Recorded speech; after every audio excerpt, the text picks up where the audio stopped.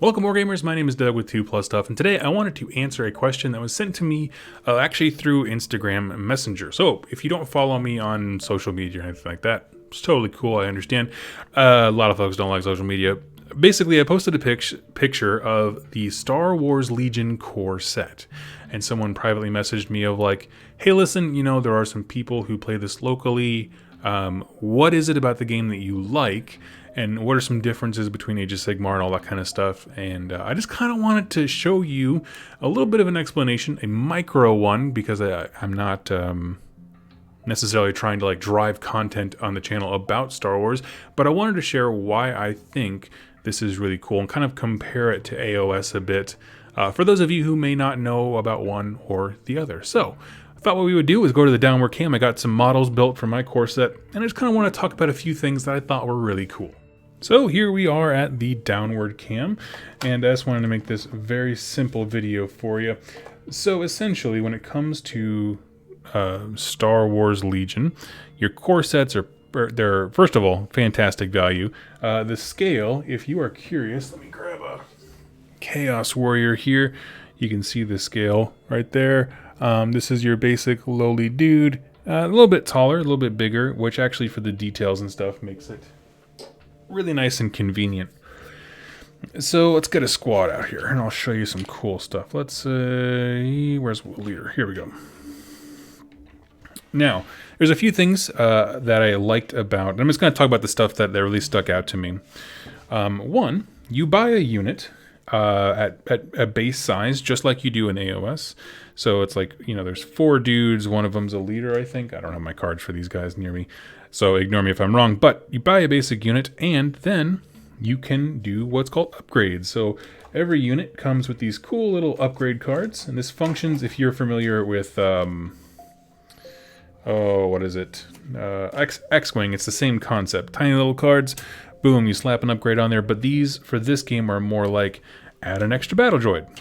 Or maybe the card says add a battle droid with a special weapon. And so here's a rocket launcher. Boom, like that. And so that's how you can customize and build up units. And they are extremely cool. Now, this upgrade card doesn't go with them. But you can see what I mean. There are upgrades available for them. And I like that because then you can do, first of all, what you see is what you get. But also, it just allows things to be kind of dynamic and a little bit different. So I like that.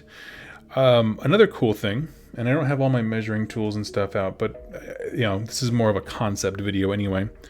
When you move a unit, in AOS, every model moves their distance, right? And you just move your guys up.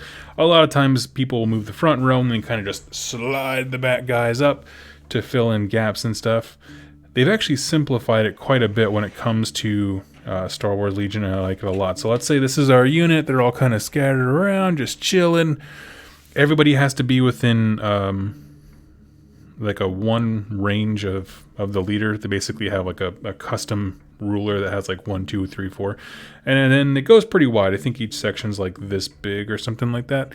So you have to be within a certain range of the leader. But when you move, you put that ruler down and you go front to back with the base, so you don't have to like worry about the measurements and that kind of stuff. If you're off by half an inch because of the weird angle, you just literally put the template down up against the front of your guy and move it so that the back of his base is at the end of it. But it's only for the leader. Everybody else gets to just basically free move as long as they end in coherency around that leader. Now, this is really interesting to me because it changes a lot of dynamics when you think about how attacks work in AOS in terms of what models can see what other units and that kind of stuff. I watched a game last night where you were trying to control 3 objectives on the table, and then the way you control objectives is you have more leaders, like this guy, in base-to-base contact with the objective than your opponent. So even if you had 1,000 of these guys around an objective, if your leader's not there, he is the dude who counts. He's the last guy to die in your unit, and I just think that's cool. It's cool because you can have larger units and that kind of stuff acting as meat shields or carrying all kinds of cool, super tactical weapons, but at the end of the day, one guy is really all you have to keep track of to make sure your movements are getting down, in terms of capturing objectives. I like it. I like the simplicity of that. They also have cool stuff like models that transform. So for example, this is a Droideka. You can start him any way you want. He moves super fast when he's in ball form, and he gets cover because he's moving so fast he's hard to hit. And then eventually he unwraps and turns into this guy where he basically gets a shield around him and he becomes like a shooting platform. Just looks awesome.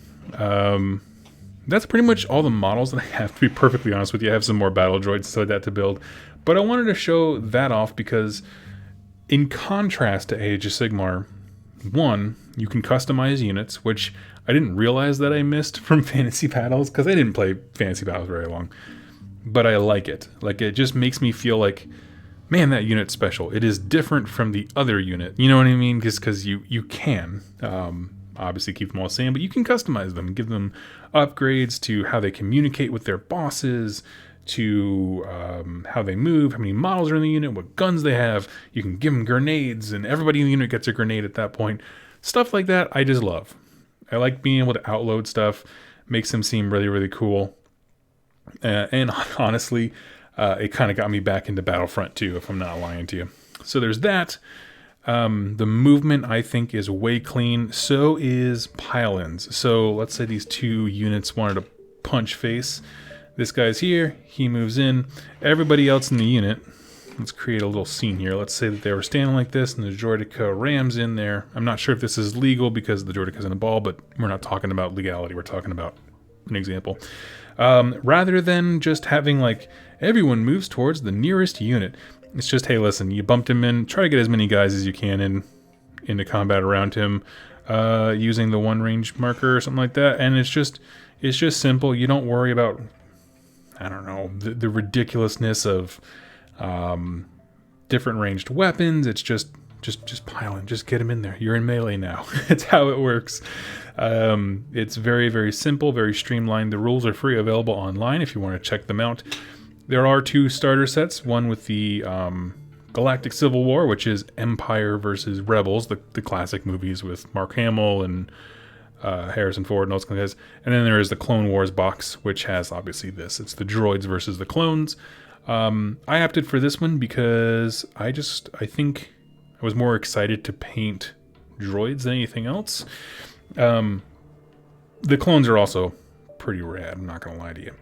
As far as how units function, they function honestly a lot like skirmish games. If I could describe this, I would say it's like a skirmish game mixed with a full war game. And the reason I say that is you activate a unit and they get two actions. There are free actions in the game, just like there is for Warcry. It functions the same, right? You can move, but movement is the only action you can do twice. Otherwise, you can shoot, you can dodge, which lets them basically ignore one attack die that comes at them. You can do a whole bunch of stuff, and I like the range of options. That game format, for me, is the best. Like, I don't know why. There's just some things that your brain just clicks with, and that one, for me, is it, where it's like you pick a unit, you get two actions. Okay, for some reason, and then you can add to that list of actions based on circumstance or upgrade cards or things like that, but it's just one of those things where like my brain wraps better around that than everybody move, everybody shoot, everybody charge, and it just, I don't know, I like it. And plus, I don't know if I mentioned this, it is alternating activations, so if these two factions were against one another, activate one and then the other, and then back to the other guy, and that's such and so forth. Now, one thing that it took me a bit to understand, and I thought was rad, is that Star Wars Legion is a combination of knowing exactly what units you can activate and then blind drawing. If you're familiar with the game Bolt Action, it's a game that I got a demo of back when I was in the Seattle area. Is probably one of, to me, the coolest mechanic ideas ever, is that you have a number of dice equal to the number of units that you have. You throw it in a bag and you pull out a die, and that's what you can use, whether it's you pull out your die or your opponent's die, determines who gets to go. So you could have somebody who has a lot of activations up front, or it could be easily spread, or activations at the end.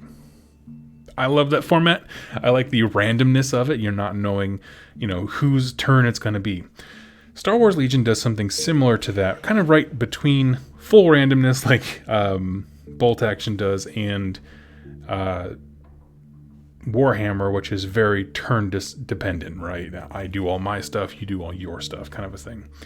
So essentially, I don't have a hero model built yet, so we're going to pretend our little Chaos Warrior is my hero.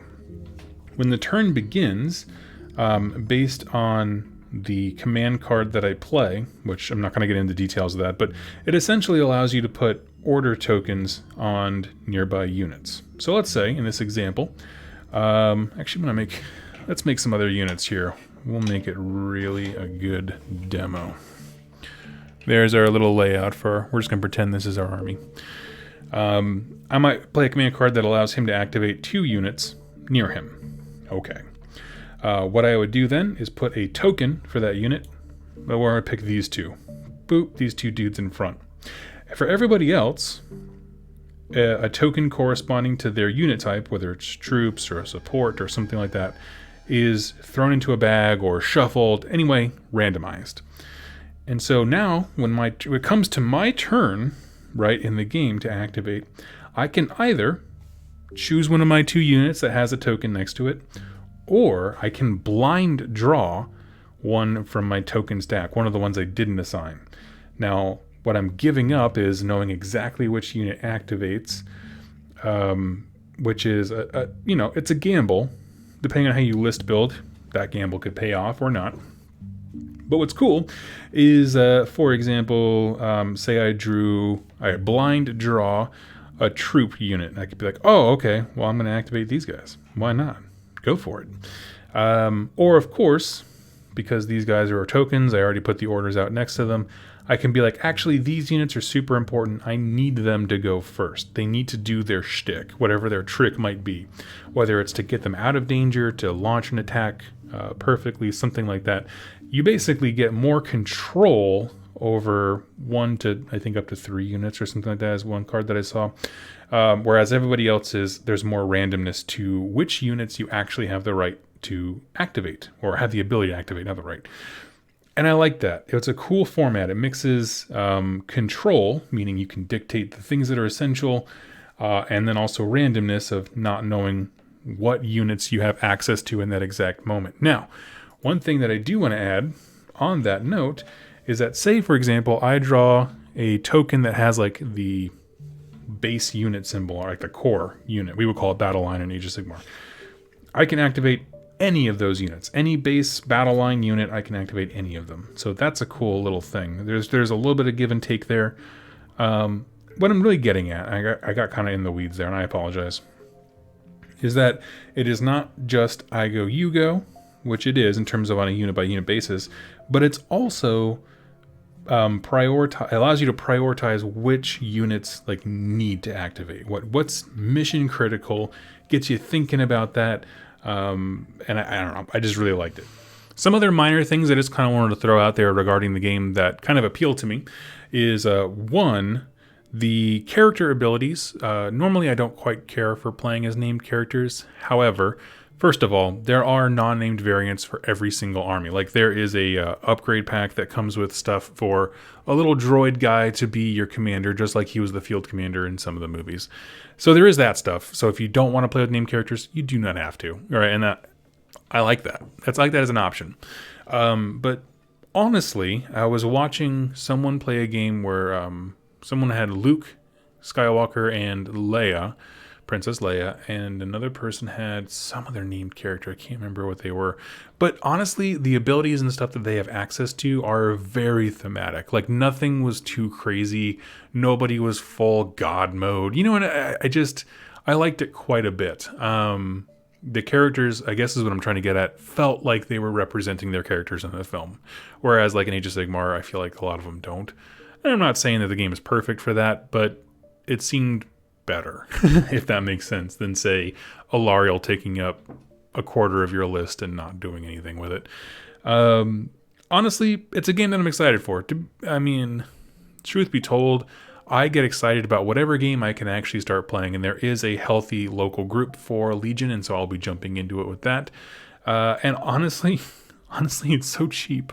It's so cheap compared to 40K or Age of Sigmar. Like, the starter set's a bit pricey because it comes with 2 armies. It's $100, but honestly, any expansion beyond that is like $20-30. It's the kind of thing that I can pop into my local game shop, chat with the owner, have a good time, and be like, hey, listen, I just want to grab something quick, little light thing, and somehow they'll drain my money that way. So anyway, I just wanted to talk about what I thought was cool about it. If you are a Star Wars Legion player, I'd love to hear from you. Let me know in the comments below if you'd like to see any kind of content surrounding it. Again, this is more just personally for me, but it's something I'm excited to start painting and playing and gaming and have a little chat about. So anyway, thank you all so much for watching and listening. I hope to catch you in my next video. Happy wargaming. Hey everybody, I hope you enjoyed that video. It was made possible by the folks over here to the left. These are my top supporters over here on YouTube and on Patreon that keep this channel going. If you'd like to learn more about how to become a supporter and get some cool things in the process, like exclusive pictures and interactions with me, and get your questions answered here on the channel, go ahead and click any of the links down below or the join button on the community page over on YouTube. Regardless of your choice, I wanted to thank you so much for joining me with this video, and I look forward to seeing you in my next one. Happy wargaming.